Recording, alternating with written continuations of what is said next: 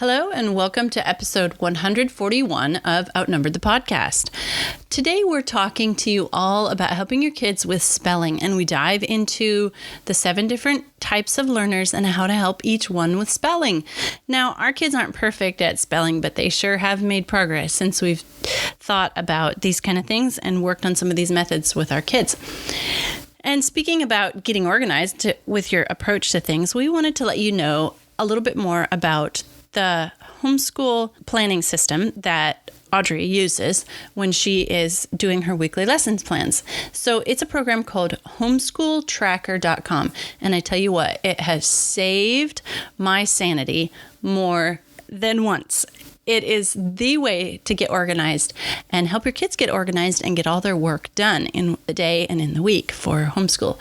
We highly recommend it. We've got a link that we dropped in the profile that you can use to check out Homeschool Tracker yourself and get your homeschool back on track. Now, onto the show.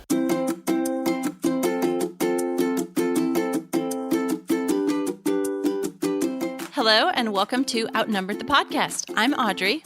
And I'm Bonnie. We are experienced moms to a combined total of 19 children.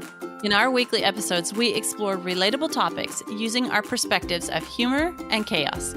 Tune in for advice and encouragement to gain more joy in your parenting journey.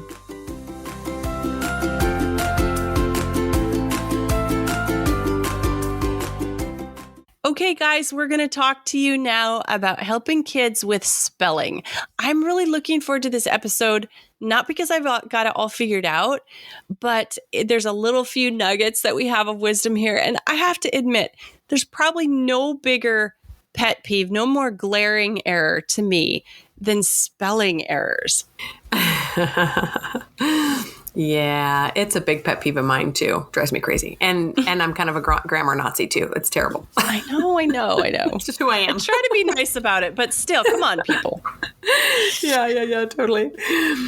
Okay, and I have a funny little spelling story for you. My husband's grandma recently passed away, but when she was alive, in her earlier years, she was a school teacher. And so one time at Thanksgiving time, we were all gathered around, had this wonderful feast. All the kids had run off, and so only the adults were still gathered at the table. And his grandma walked in and said, "All right, who's ready for some PIE?" And we all looked at her and said, "Grandma, I think everyone here can spell. Like, who are you spelling for?" And she just looked around and went, "Oh, I don't know. I just didn't know if you wanted the kids to have pie." They're not even in here. It's just a funny little school teacher moment coming out. But I find myself spelling a lot. It's very helpful to know how to spell around the kids. Oh, yeah, that's pretty cute. Yeah. My mom tells a story where her parents used to spell words in front of her, and then she got into school and they couldn't use that anymore, so then they would speak German in their home in front of her. And then she started, when she got up a little bit higher in school, then she was taking German language, and they were like, "Well, I guess you're just gonna have to leave the room whenever we have to talk." The same thing happened to us. My parents both spoke Spanish before we were born, and so they would speak Spanish for the secrets, and then we all moved to Mexico, and I was like, "Wah, wah. Jig is up, sorry." Oh, cute. All right, some of the benefits of learning to spell or knowing how to spell things. It's just, I don't know, maybe this is a stupid thing to say, but you're just perceived as being more intelligent when you know how to spell words correctly. Like, okay, some of the really simple ones can just kind of make people look like they're not well educated, like there, and there, or two, and two.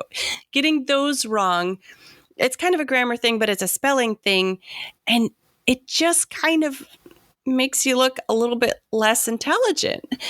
So just being able to put on a good front by knowing how to spell. But like, I know, everybody has spell check and everybody has autocorrect and all that. And I really wonder if it's like hindering people's ability to learn how to spell, like our kids' abilities to learn how to spell, because it's all corrected for them without them even knowing they spelled something wrong. Right. And the same goes for grammar as well, too. Although I would argue that grammar, when you see the mistake, you could actually be learning from the corrections. But to just hit a button and have it automatically corrected for you, I think is a little bit of a hindrance, right? And some of the disadvantages of knowing how to spell, just on the flip side, like you said, people tend to maybe think that you are not as intelligent, maybe trust you a little bit less, maybe wonder, especially in a in a work setting, they're less likely to hire somebody that can't spell, especially if you're going to be writing emails or any sort of copy for the company. And there are a handful, probably more than a handful, of words in the English language that are spelled very similarly with very different definitions. And so when someone misspells something that has a very similar word, the entire meaning of your sentence can be lost because of a little misspelling error. So that's why, and one of the reasons that spelling is very important to me too. So I get an email from a homeschool company that I just love, the Well-Trained Mind Press. Mm-hmm. And they sent out a clarification email a while back because there was an error in it. It was actually, an error about what the sale included and didn't include. But I love to read their emails, and I always read the disclaimer at the end. And it usually starts out, nitpicky language our lawyer asked us to include. But it's always so funny. And then they give themselves a different byline every time. And so on this particular email where they made a mistake, it says, Well-Trained Mind Press, we proofread all our emails very carefully. And every single word is spelled wrong, but it's spelled like another version of the same, like all, for example, is spelled AWL. So like spell check would never that's great. Find it. Oh, it's very funny. So great. So sometimes I get people's emails just because they're sort of a grammar spelling nerd. That like is me. cute. A friend of mine actually sent out a fun poem that I had read before, and I won't read the whole thing, but we'll include it in the show notes. It's the one about pronunciation that goes, I take it you already know of tough and bow and cough and dough, like all the different words that look so similar and are spelled differently. It is a struggle to teach children how to read and pronounce English correctly. This language is brutal. Yes, English, I guess, is one of the hardest languages to learn because of all the exceptions in our language. So in this episode, we're going to go through the 7 types of learners. Again, we're going to give a little explanation of each one, just like we have done in most of our past episodes on how to help kids with certain subjects. And then we're going to give our experiences and kind of some extra tips and resources on how to help each kind of these learners with spelling, so that you can kind of use this episode as a resource. If you have a kid down the road and they're, say an auditory learner and they're struggling with spelling, and you can come back and listen to this and find out exactly the way to help them that will be the most helpful for their learning style. So we like to split our episodes on where we're telling you how to help kids with certain subjects into the 7 different types of learners, because it makes so much sense to be able to help them in a way that's helpful to them. Yes, totally. And like we mentioned in our previous Helping Kids with Topics episodes, if something is not working, just pivot, right? And I've also noticed that sometimes kids' learning styles, I don't know if they ever fully change, but they shift a little bit. And certain phases certain types of learning styles might be easier for little kids versus older kids. But getting a little glimpse into how they learn best is always the best way to help. Yeah, and definitely they might lean more than one way, but they might have, be really strong in one of these types of learning, but they're a little bit, maybe they have a propensity a little bit toward another type. So, try more than one thing. I think the key here is, like you said, if it's not working, get creative or try something different. All right. The first type of learners are auditory or musical learners. These guys, they're good listeners, and they learn best through sound, music, lectures. They've got to hear it to truly grasp it.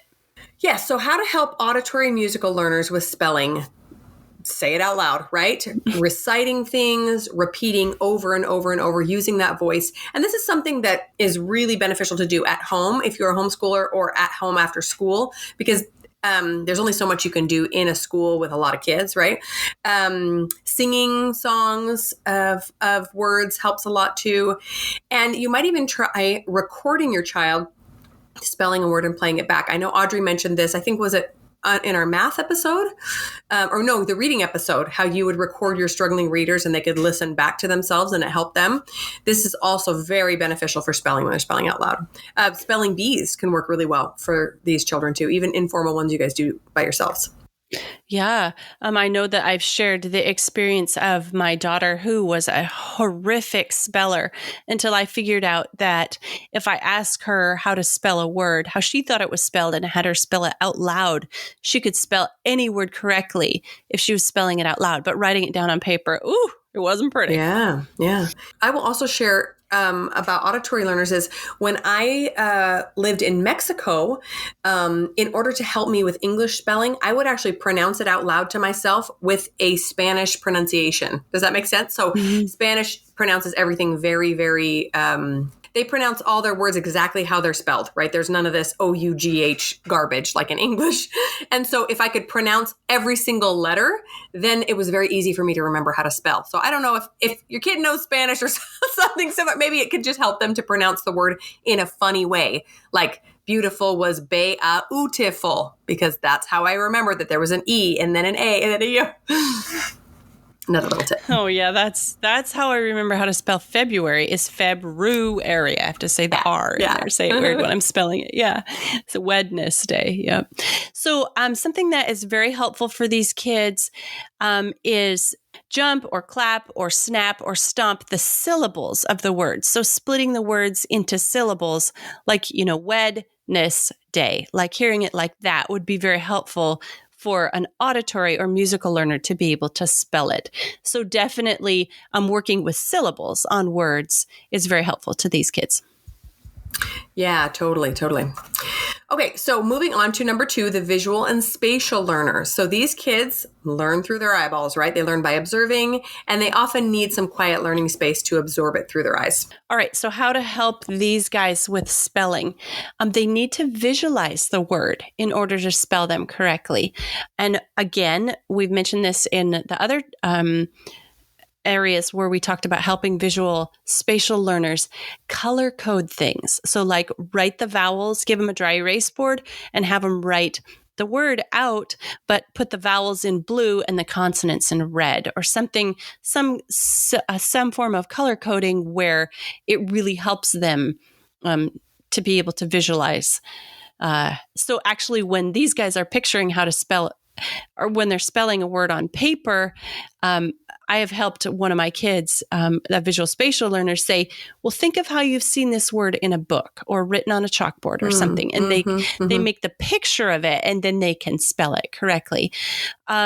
Stickers are helpful for these kids. So like it's something about just the touching and the spatial and then like a word on a sticker or using sticker letters to make the word. Make a comic strip that has the spelling words in it that they're trying to learn. So just seeing and writing these words is very helpful to these kids. Yeah, this might also be a good place to break up those syllables for them and color code them, right? Learning to spell is all about breaking something down, especially if it's a larger word. So if you could break it down into syllables and they just memorize each one, visually that can help a lot. Okay, so a few resources from our own experience to share. Time for Learning is a program you can use for spelling. Spelling lists of similar word patterns. So if you have a couple of words like the OUGH ones, I'll go back to those because they're such a pain in the butt. If you can get a whole list of similar words, preferably the ones that follow the same rule, that can help kids really cement that spelling rule. Doodling around words is great for these kids, using flashcards, copying the word multiple times, writing the word backwards, diagonally, in a circle, in really, really tiny letters, any way to manipulate it so that they are just getting it through them over and over and over. Writing your spelling words in Morse code can be a fun little game. Playing hangman using spelling words, alphabetizing the words on the paper. And then there's a couple of letter games that we like. Bananagrams is one, Scrabble is another, and that really reinforces spelling in a really, really fun way. And then finally, Spelling UC is also another program that we highly recommend. Yeah, just playing with the words and with the letters. So this is what visual spatial learners are doing. So, if they're playing hangman using their spelling words, they're just kind of getting one of those letters at a time. And it's just kind of, writing the word different or in a different way, writing it backwards, like all those things you mentioned is just, that's all visual for those kids and really helpful to them. All right, moving on to verbal linguistic learners. These guys are intellectual. They're bookworms. They're good storytellers. They have a big vocabulary. They talk a lot. Sometimes they talk very loudly. Does that ring any bells? Any kids come to mind? Yeah.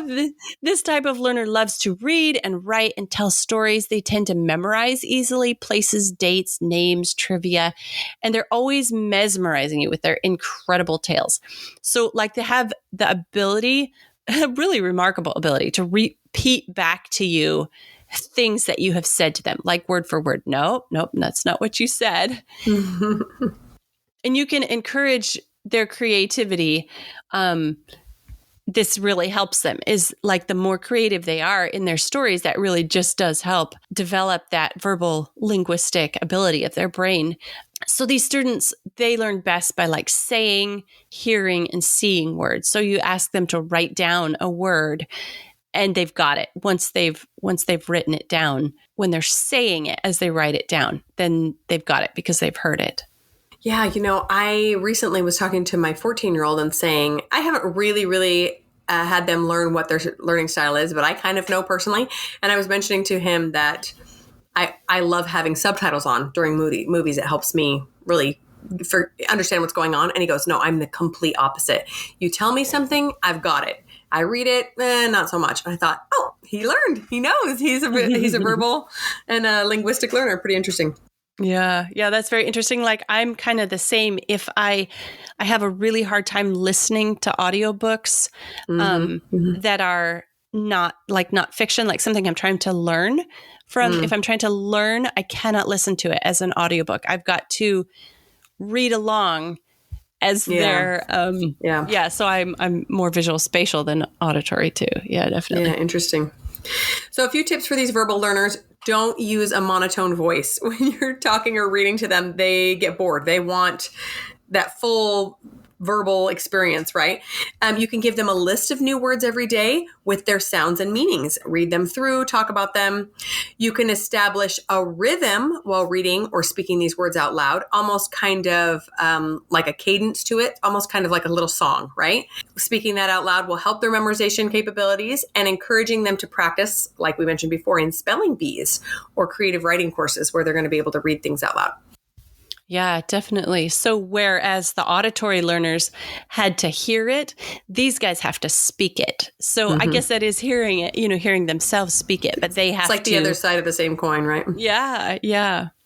So some resources for these guys: writing their own stories can also be tremendous learning opportunity for these verbal learners. Like if they're writing a story and they really it's important to them to write down their story and then read it to you. And that does all help with that language and that spelling ability. Some games that really help these guys, again, are Scrabble, Boggle, crossword puzzles, and spelling out loud is really helpful for these guys. But if you play, let's say Scrabble with these guys, you're going to hear them actually talking through their letters to themselves. So they're, like Scrabble was something that we mentioned for the visual spatial learners. It's actually seeing the letters. But for these guys, if you play Scrabble with them, you're going to hear them actually saying their letters and, trying letter combinations out loud as they're doing this game. It's pretty interesting. Yeah, and we're going to talk about Scrabble again. It's just a really great game for lots of learners, so play it. It's fun. Okay, so number 4, the logical and mathematical learner. I have to admit, this one is my least favorite to talk about because it is so far removed from everything I am. But I'm pretty sure I have at least one of them. And they have very mathematical brains, right? Very logical brains. They recognize patterns easily. So these are the kinds of kids that will probably benefit from knowing the rules behind the spelling. Whereas me, I'm like, just tell me how to spell it. I don't need to know the rule. They want to know the concepts behind it, right? To understand the ideas, they need to group them into categories and really make sense of the world. Yeah, this is funny because this is like one of my top learning styles myself. Yeah. So if I know the spelling rules, these kids just love knowing the why or the rules behind spelling. And then another thing that really helps them is pattern recognition too. So seeing groups of words together and recognizing the patterns in those, really, really helpful to learn spelling. Got to know the rules. Why? That's right. That's right. So a few resources for these kids, strategy-based games, right? Things that are based on logic. They learn best using visual materials, laptops or hands-on projects.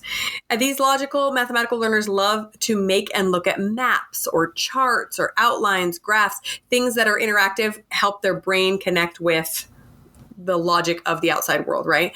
Worksheets can also help them break things down into smaller chunks of information to consume.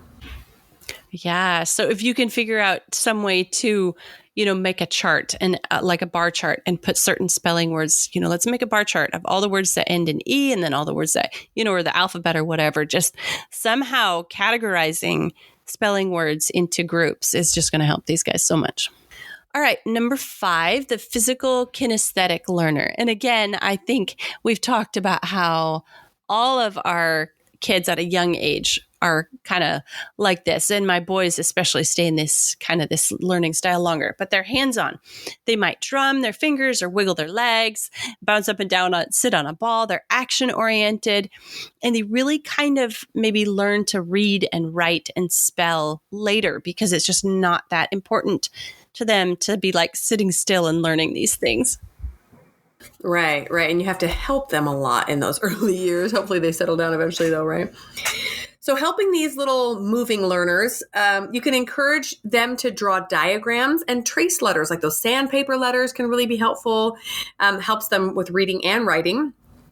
You can use pipe cleaners and paper, have them bend the letters into the right shapes.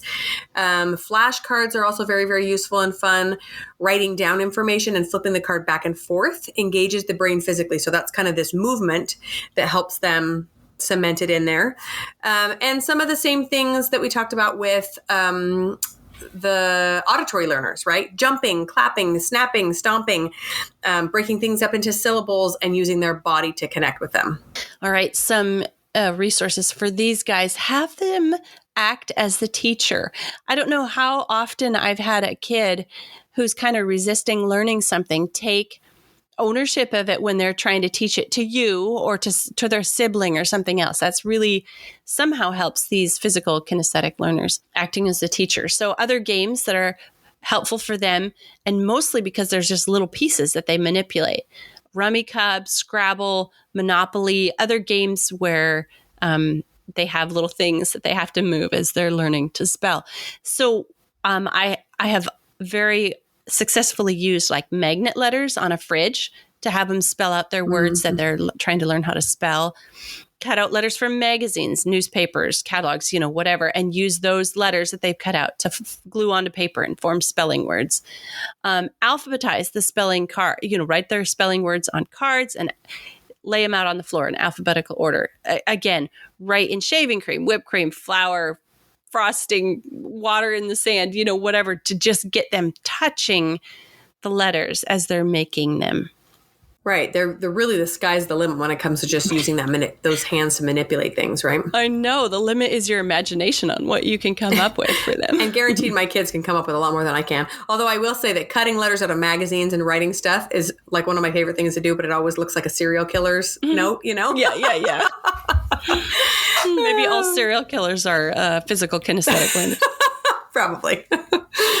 All right. So number 6 are social and interpersonal learners, are little social butterflies who are extroverted, can't stay in their seat because they want to talk to their partner, and they always want to do the group projects, right? They're good communicators. They're sensitive to others' needs. Yep. These guys work best in groups. So spelling words with a partner back and forth with each other. This maybe sometimes is a little bit harder for us as homeschool if we only have one kid at a certain level, but pair them up with a sibling or just help them yourselves. Be sure to offer plenty of feedback. These guys love to hear praise and concerns from somebody else or from their teacher, from you, the parent, teaching them. So just interaction with them. Like if you give them their spelling list and send them off to do it by themselves, it's just not going to work very well. But if they're doing it with somebody else, that's going to be so much more helpful for them. Right. And if your child doesn't have a sibling that's close by or available, even a friend would work. Maybe have a call a friend's mom and say, hey, my kid really needs some spelling. Can they come over for a play date and we'll actually do some spelling activities together? And so many of the great activities that we've mentioned so far are a lot easier with another kid around. So you can recruit, even if it's an older sibling or a babysitter, you can say, hey, play this game with him. He needs some help with spelling, right? And then having even just quizzing each other can help these kids want to do it because then someone else is there. Doing races or games together, as long as you can keep it friendly and kids don't get mad at each other. And then also prize systems where kids can kind of friendly compete against each other. Like how many stickers can you get? And they're working together to get their spelling done. They just love teamwork. Yep. And they just flourish when they're able to do it with somebody else, as opposed to the last type of learner. And usually kids, in addition to another type of learner, are either a social learner or a solitary learner. So that's number 7, is a solitary learner. They can't even get started learning until everybody else goes away. They're independent, introspective, private. That's those of us who in college hated being stuck in a group with other people because it was just not going to go well. We were the ones that went to the library and booked a cubicle and put caution tape around it. Like, don't talk to me. I got a project to finish. Yeah. In fact, maybe we should call the social and the solitary one A and B, because they go, in hand with whatever other learning style you have. It just depends on whether you like to work with others or by yourself. So give these kids their space. My oldest is like this. And last year he went to school because he could not get his schoolwork done at home with us. He's considering staying home to do college classes. So we're going to have to find a space that's nice and quiet where he can focus. So for spelling, these kids really need to make sure that they're learning it for a reason, right? They're connecting their spelling goals with something else that they're passionate about. So maybe you can give them a spelling list from their favorite book or a how-to video that they've watched that they really liked. And if they are working alone a lot, make sure that you're double checking their practice so they're not practicing words wrong. That can happen with these solitary learners. Yeah. And then it's really hard because they have to do it all over again. Unlearn it. Yeah. Yeah. So for these guys, make sure to have a wide assortment of books, websites, videos that they can access, and make sure they have a quiet place to go when they're working or they just want time alone. That's kind of how they recharge, is when they're by themselves. So, like if they do have to do spelling words in some sort of interaction with somebody else, make sure they're pretty recharged and they've had their own time by themselves first. But yeah, like you were saying, if they can relate it to something else that they're really interested into, say they're really interested in birds, and then have them take their spelling words and make a story about birds, incorporating each of these spelling words, that will be much more enticing to them to learn those words if they're getting to write or include it with another interest of theirs, as opposed to just saying, learn this list of words like that. They're just not going to be able to do that. And if it doesn't relate to anything else they're interested in. Right. Which is kind of true of all of us, right? Do we really care about learning anything if it's not interesting to us? So to finish off, we wanted to share a couple of spelling programs or experiences that we've had or tried with our kids that have really worked, and maybe some failures too. So we actually have not, other than I think Explode the Code, which Audrey's also going to talk about, we haven't really done a lot of kind of strictly spelling or reading programs. But we do love dictation, or at least I love it. My kids sometimes. I love to read something out loud and have them write it down. This is an incredibly high level skill. And if kids can figure this out, they can become the best spellers on the planet. So we start really, really simple, really easy readers. And I read a sentence or two aloud and they write it down. Then we work up from there. There are a lot of really fun spelling games. So Hangman, I mentioned Bananagrams before. That's a really fun one. We've mentioned Scrabble multiple times. Researching and learning rules for the kids who need it to see the logic behind it. This is one thing that has been difficult for me because it's not the way I learn, but some of my kids just have to know why that is. So we have just done, and sometimes I put them in charge of it. Like, I'm not interested in the rules. You research them. Tell me what you find. We'll figure it out together. Yeah, some spelling programs that we've used with varying success depending on the kid's learning type. If I have a kid who just likes a workbook and likes to do the activities, then we use the spelling workout program. And that's been pretty good and successful for kids who just like to sit down with a workbook. And they usually have it grouped in those books into different rules. So that kind of works for a logical learner too. One program that I really discovered that has helped a lot of my kids in a couple different learning styles is it's a little program called Tricks of the Trade, and the companion book is called Teach Any Child to Spell. And what this program does is it only makes them work with the words that they spell wrong.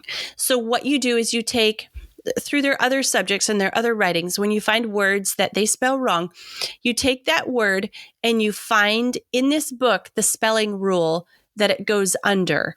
And they copy that word correctly into that area. Well, pretty soon they are finding patterns. Oh, look, I always consistently spell OUGH words wrong. And then they start to know themselves and what words are tricky for them. And so that's been a really helpful program with a couple of my kids. You did mention Explode the Code, and that is something that we like to use with kids when they're just learning how to read, because it does a really, really good job of breaking down all those rules, those spelling rules, into categories without making it seem like they're being broke down into rules. And the kids get lots of extra practice, and it starts super, super easy. They don't even realize it's a spelling practice. And so we have used Explode the Code with a lot of our kids as they're learning to read. They get some of the spelling practice right from the very beginning. One of our favorite games, word games to play, it's actually a card game, and it's called Quiddler.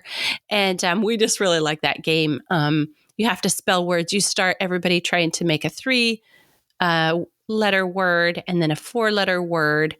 I think that's how the game goes. But each card has a letter on it. But then there's also some pairs, like letter pairs, like IE is on one card, or ING, some of the common pairings, and diphthongs like TH will be on a card. And so then they just try to spell words with the cards they've been given. And that's one game that I guess I like it. So then my kids like it because it's one game that I'll sit down and play with them. Okay, so we hope this episode has been helpful for you guys, and you can come back and refer to it when you've got a kid that's struggling with spelling. Are all 19 of our kids perfect spellers? No way. We got some pretty hairy spelling going on around here, but it's good to have all this information and know it and be able to help them in a way that's helpful to them and make it sort of individualized for them. And so we hope some of this stuff is helpful for you and for your bad spellers too. And I did want to say a final resource that helps all kids, no matter their learning style, is just reading and reading and reading. And then the more they read, the more they're exposed to words, and the more they see the words, and then the better they are at spelling. And so that's one thing that I found as my kids age, especially the terrible spellers, they do get better just through the consistency of reading and writing. Right. I had one final tip that I wanted to share, and this is I learned from my own mistake of being a perfectionist, and that is allow your child to spell things wrong when they're just writing. So in my kids' writing practice, I must have early on been a real stickler for correct spelling, because a lot of them are afraid to try to sound things out. Just tell me how to spell it. Just tell me. And that's actually hard on me because I'm trying to tell like 3 kids how to spell different words at the same time. But giving them the permission to just mess it up and try it out actually teaches them a lot, because they're thinking, what sound makes that sound, or what letter makes that sound that I'm thinking of? And they put that down and they play with it a little bit. And then you just very positively say, oh my gosh, you came so close. Do you want to see the right way to do it? And we'll try that. Or you ignore it and you just keep practicing that word. You add that to the list to practice tomorrow. But allowing them to make the mistake in spelling actually teaches them a lot. And so that's my tip from a perfectionist mom who didn't do that at the beginning. Oh, I know. Yes. One of my most common responses when a kid says, Mom, how do you spell a word, is how do you think it's spelled? Yes. Spelled. And then give them the opportunity to try it, because they've thought about it and tried a little bit, and it usually sticks better than me just telling them how to spell the word. Totally. All right, that's all we have for you guys today. If you enjoy this episode, would you please leave a review and tell your friends that they can learn more about helping their kids learn how to spell too. Thanks for listening, friends. Click the link in the show notes to subscribe to our email and never miss another episode. Show us some love by leaving a review on iTunes or sharing the podcast with a friend. Thanks for all your support. We'll talk to you next week.